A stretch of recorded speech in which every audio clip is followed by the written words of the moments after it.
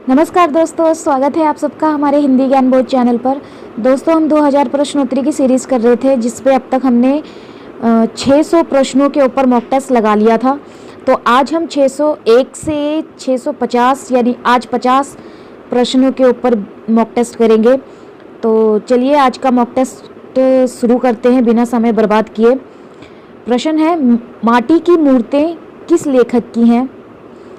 ये किसकी है ये रचना, माटी की मूर्तें? ये 4 विकल्प दिए हैं। मैं विकल्प नहीं पढ़ूंगी, नहीं तो वीडियो बहुत लंबा हो जाएगा। तो चलिए विकल्प को देख के आप इसका सही उत्तर बताइए। तो माटी की मूर्तें हैं राम वृक्ष बेनीपुरी की। अगला प्रश्न, हरिओद जी का संस्मरण किस रचनाकार ने लिखा? हरिओद जी का संस्मरण ये किसका है? तो ये है हरिओद जी का संस्मरण किस रचनाकार ने लिखा? तो ये लिखा बालमुकुंद गुप्त ने। अगला प्रश्न, 30 दिन मालवीय जी के साथ किसकी रचना है? 30 दिन मालवीय जी के साथ, तो ये रचना है राम नरेश त्रिपाठी की। अगला प्रश्न, रामा बिंदा घीसा किस रचनाकार के संस्मरणात्मक रेखा चित्र हैं? ये 4 विकल्प दिए हैं, सही उत्तर बताइए देख के। रामा बिंदा घीसा किस रचनाकार के संस्मरणात्मक रेखा चित्र हैं? तो ये है महादेवी वर्मा का, महादेवी वर्मा का है। अगला प्रश्न, राम वृक्ष बेनीपुरी की किस कृति में जेल जीवन पर आधारित संस्मरण संकलित है? प्रश्न है, जेल जीवन पर आधारित संस्मरण राम वृक्ष बेनीपुरी की किस कृति में संकलित है? तो ये संकलित है जेल जीवन। तो यहाँ पे देखिए कई बार प्रश्न में ही उत्तर मिल जाता है। तो जंजीरें और दीवारें इसका सही उत्तर हो जाएगा। अगला प्रश्न, संस्मरण और रेखा चित्र में कौन सी रचना महादेवी वर्मा की नहीं है? पूछा है संस्मरण और रेखा चित्र में कौन सी रचना महादेवी वर्मा की नहीं है? तो इसका सही उत्तर हो जाएगा हमारे आराध्य। अगला प्रश्न, जिनके साथ जिया किस लेखक की रचना है? जिनके साथ जिया, तो ये है अमृतलाल नागर की। अगला प्रश्न, इनमें से कौन सी रचना उपेंद्र नाथ अश्क की है? उपेंद्र नाथ अश्क की रचना बतानी है 4 विकल्प में से देख के। तो वो है मंटो मेरा दुश्मन, ये उपेंद्र नाथ अश्क की है। अगला प्रश्न, मार्च 1939 में हंस का रेखा चित्र विशेषांक किसके संपादक में निकाला? 4 विकल्प में से सही उत्तर बताइए। किसके संपादक में निकालते? ये है इसका सही उत्तर श्रीपति राय। अगला प्रश्न, मधुकर के रेखा चित्र विशेषांक जो 1946 का संपादन किसने किया था? मधुकर के रेखा चित्र विशेषांक का संपादन किसने किया था? 4 विकल्प में से सही उत्तर बताइए। तो ये किया था बनारसी दास चतुर्वेदी ने। अगला प्रश्न, संपूर्णानंद जी के संस्मरण उनकी किस पुस्तक में संकलित है? संपूर्णानंद जी के संस्मरण उनकी किस पुस्तक में संकलित है? तो ये संकलित है कुछ स्मृतियां और सफुट विचार में। अगला प्रश्न, राम वृक्ष बेनीपुरी की कौन सी रचना संस्मरण और रेखा चित्र के अंतर्गत सम्मिलित नहीं की जाती? राम वृक्ष बेनीपुरी की कौन सी रचना जिसको संस्मरण और रेखा चित्र के अंतर्गत सम्मिलित नहीं की जाती? तो ये रचना है राम वृक्ष बेनीपुरी की अम्बपाली। अगला प्रश्न, इनमें से बनारसी दास चतुर्वेदी की संस्मरणात्मक कृति कौन सी है? बनारसी दास की बतानी है। तो सही उत्तर हो जाएगा हमारे आराध्य। अगला प्रश्न, हरिवंश राय बच्चन ने अपनी किस संस्मरणात्मक कृति में हिंदी साहित्य की सीमा और शक्ति का अंकन किया है? 4 विकल्प देख के सही उत्तर बताइए। अपनी किस कृति में हिंदी साहित्य की सीमा और शक्ति का अंकन किया है हरिवंश राय बच्चन ने? तो ये किया नए पुराने झरोखे में। अगला प्रश्न, सेठ गोविंद दास ने इनमें से कौन सी कृति रेखा चित्र शैली में लिखी है? सेठ गोविंद दास ने अपनी कौन सी कृति रेखा चित्र शैली में लिखी है सेठ गोविंद दास ने? तो ये लिखी है चेहरे जाने पहचाने। अगला प्रश्न, हंस का प्रेमचंद्र स्मृति अंक जो 1937 की है किसने संपादित किया था? हंस का प्रेमचंद्र स्मृति अंक संपादित किया था बाबूराव विष्णु पराणकर। अगला प्रश्न, जवाहर भाई उनकी आत्मीयता और सौहार्दता पुस्तक किस लेखक ने लिखी है? 4 विकल्प देख के सही उत्तर बताइए।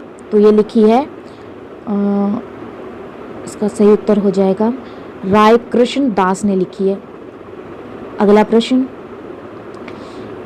इन रचनाओं में से कौन सी रचना राहुल साकृत्यायन की नहीं? पूछा है कौन सी नहीं है राहुल साकृत्यायन की रचना? तो वो है क्षणता, इसकी नहीं है राहुल साकृत्यायन की। अगला प्रश्न, संस्मरणात्मक पुस्तक समय के पाँव किसकी रचना है? समय के पाँव रचना किसकी है? तो ये है माखनलाल चतुर्वेदी की। अगला प्रश्न, इनमें से मनमथनाथ गुप्त की संस्मरणात्मक कृति कौन सी है? 4 विकल्प में से सही उत्तर बताइए देख के कौन सी है। मनमथनाथ गुप्त की संस्मरणात्मक कृति है क्रांति युग के संस्मरण। अगला प्रश्न, आत्मकथा और जीवनी से जीवनी साहित्य का प्रारंभ किस युग से हुआ? किस युग से जीवनी साहित्य का प्रारंभ हुआ? तो ये हुआ भारतेंदु काल से। अगला प्रश्न, भारतेंदु हरिश्चंद्र की जीवनी साहित्य से संबंधित पुस्तक कौन सी है? भारतेंदु हरिश्चंद्र की जीवनी साहित्य से संबंधित पुस्तक है, आंसर है बूंदी का राजवंश, जो जीवनी साहित्य से संबंधित पुस्तक है भारतेंदु हरिश्चंद्र की। अगला प्रश्न, इनमें से काका कालेलकर द्वारा लिखित जीवनी ग्रंथ कौन सा है? तो काका कालेलकर द्वारा लिखित जीवनी ग्रंथ है ये 4 विकल्प में से बापू की झांकियाँ। ये एग्जाम में पूछा भी गया था 2019 की 20 में पूछा गया था ये प्रश्न। अगला प्रश्न, जीवनी पुस्तक आवारा मसीहा के लेखक कौन है? जीवनी पुस्तक आवारा मसीहा के लेखक हैं विष्णु प्रभाकर। ये पूछे जाते हैं ये प्रश्न, महत्वपूर्ण है ये वाला। अगला प्रश्न है, भारतेंदु हरिश्चंद्र ने इनमें से किस लेखक की जीवनी लिखी है? भारतेंदु हरिश्चंद्र ने ये 4 विकल्प में से किस लेखक के ऊपर जीवनी लिखी है? तो ये लिखी है कालिदास के ऊपर। अरे ये तो कालिदास नहीं है, तो कबीरदास है। कालिदास ये सही उत्तर हो जाएगा ए। अगला प्रश्न, प्रेमचंद्र पर लिखी शिवरानी देवी की कृति कौन सी है? प्रेमचंद्र के ऊपर लिखी शिवरानी देवी की कृति, शिवरानी प्रेमचंद्र की धर्मपत्नी है, तो इन्होंने कौन सी कृति लिखी है प्रेमचंद्र के ऊपर? तो ये लिखी है प्रेमचंद्र घर में है, ये कृति लिखी है। अगला प्रश्न, आवारा मसीहा के केंद्र में किसका जीवन चरित्र है? किसका जीवन चरित्र है आवारा मसीहा के केंद्र में? तो ये है शरद चंद्र चट्टोपाध्याय। अगला प्रश्न, रामविलास शर्मा की किस पुस्तक को जीवनी साहित्य के अंतर्गत रखा जाता है? रामविलास शर्मा की किस पुस्तक को जीवनी साहित्य के अंतर्गत रखा जाता है? तो ये रखा जाता है निराला की साहित्य साधना को। अगला प्रश्न, कलम का मजदूर किसकी रचना है? कलम का मजदूर है अमृत राय की। अगला प्रश्न, दोस्तों अगर आप हमारे टेलीग्राम चैनल और व्हाट्सएप ग्रुप के साथ ज्वाइन होना चाहते हैं तो मैंने डिस्क्रिप्शन में लिंक दे रखा है, आप क्लिक होकर डायरेक्ट ज्वाइन हो सकते हैं। वहाँ पे मैं स्टडी मटेरियल के साथ अपडेट और मॉक कराती रहती हूँ। और वीडियो को एक लाइक कर दिया कीजिए, आप वीडियो को लाइक ही नहीं करते हैं, इतनी मेहनत करती हूँ आप सभी के लिए मैं। तो अगला प्रश्न है, कर्नल टाड की जीवनी किस लेखक ने लिखी है? कर्नल टाड की जीवनी लिखी है, किस लेखक ने लिखी है कर्नल टाड की जीवनी? तो ये लिखी है गौरी शंकर ओझा ने लिखी है। अगला प्रश्न, इस जीवनी ग्रंथ में से किस ग्रंथ में आचार्य महावीर प्रसाद द्विवेदी द्वारा लिखी जीवनियाँ संकलित नहीं है? नहीं है पूछा है। तो इन जीवनी ग्रंथ में किस ग्रंथ में आचार्य महावीर प्रसाद द्विवेदी द्वारा रचित जीवनियाँ संकलित नहीं है? तो इसका सही उत्तर हो जाएगा विश्व कवि रविंद्रनाथ की जीवनी संकलित नहीं है। अगला प्रश्न, मीराबाई का जीवन चरित्र किस लेखक ने लिखी है? मीराबाई का जीवन चरित्र तो ये लिखी है कार्तिक प्रसाद खत्री ने लिखी है मीराबाई का जीवन चरित्र। अगला प्रश्न, कुल्ली भाट किसकी रचना है? किसकी रचना है कुल्ली भाट? तो ये है निराला की। अगला प्रश्न, सुमित्रा नंदन पंत जीवनी और साहित्य पुस्तक का लेखक कौन है? सुमित्रा नंदन पंत जीवनी और साहित्य पुस्तक का लेखक है शांति जोशी। अगला प्रश्न, किस कृति से आत्मकथा विधा का प्रारंभ माना जाता है? किस कृति से आत्मकथा विधा का प्रारंभ माना जाता है? तो ये माना जाता है अर्धकथानक से। अगला प्रश्न, वियोगहरि की आत्मकथात्मक पुस्तक का नाम क्या है? वियोगहरि की आत्मकथात्मक पुस्तक का नाम है मेरा जीवन प्रवाह। अगला प्रश्न, इन महापुरुषों में से किसकी आत्मकथा मूलतः हिंदी में लिखी गई है? इन महापुरुषों में से किसकी आत्मकथा हिंदी में लिखी है? 4 विकल्प में से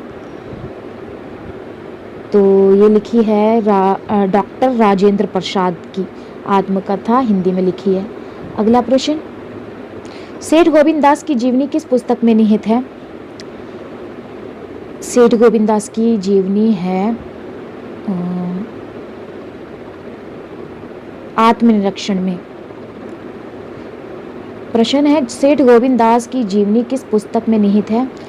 तो ये है आत्मनिरीक्षण में। अगला प्रश्न, क्या भूलूं क्या याद करूं में किस रचनाकार की आत्मकथा वर्णित है? तो ये है, इसका सही उत्तर होगा हरिवंश राय बच्चन। अगला प्रश्न, पांडे बेचन शर्मा उग्र के जीवन की झांकी किस पुस्तक में निहित है? पांडे बेचन शर्मा उग्र की जीवनी की झांकी किस पुस्तक में निहित है? तो ये है कि जीवनी की झांकी तो ये है अपनी खबर में। अगला प्रश्न, अर्धकथानक किसकी रचना है? अर्धकथानक बताइए इनमें से किसकी रचना है? तो ये है बनारसी दास जैन की। अगला प्रश्न, इन रचनाकारों में से किसने आत्मकथा नहीं लिखी है? नहीं लिखी है पूछा जा रहा है। तो आत्मकथा जिसने नहीं लिखी है वो है महादेवी वर्मा। महादेवी वर्मा ने आत्मकथा नहीं लिखी है। अगला प्रश्न, सुभाष चंद्र बोस की आत्मकथा का शीर्षक क्या है? सुभाष चंद्र बोस की जो आत्मकथा है उसका शीर्षक है तरुण के स्वप्न। तरुण के स्वप्न सुभाष चंद्र बोस की आत्मकथा का शीर्षक है। अगला प्रश्न, राख की लपटें किसकी आत्मकथा कृति है? राख के लपटें आत्मकथा किसकी है? तो ये है पुरुषोत्तम दास टंडन की। अगला प्रश्न, सुमित्रा नंदन पंत ने अपने जीवनी के पक्ष को किस पुस्तक में उकेरा है? सुमित्रा नंदन पंत ने अपनी जीवनी के पक्षों को किस पुस्तक में उकेरा है? तो इसका सही उत्तर हो जाएगा 60 वर्ष एक रेखांकन में अपने जीवनी के पक्षों को उकेरा है। अगला प्रश्न, मैं क्रांतिकारी कैसे बना शीर्षक से किस रचनाकार ने अपनी कहानी लिखी? मैं क्रांतिकारी कैसे बना शीर्षक से किस रचनाकार ने अपनी कहानी लिखी? तो इसका सही उत्तर हो जाएगा 4 विकल्प में से रामविलास शर्मा। अगला प्रश्न, सिंहालोकन में किस रचनाकार ने अपनी जीवनी को उद्घाटित किया? तो किसने उद्घाटित किया सिंहालोकन में? किस रचनाकार ने अपने जीवन को उद्घाटित किया? तो इसका सही उत्तर होगा यशपाल ने। अगला प्रश्न, 10 द्वार से सोपान तक किसकी आत्मकथा कृति है? 10 द्वार से सोपान किसकी आत्मकथा है ये? तो ये है हरिवंश राय बच्चन की। अगला प्रश्न, राहुल साकृत्यायन ने इनमें से किस पुस्तक में अपने जीवनी की कथा लिखी है?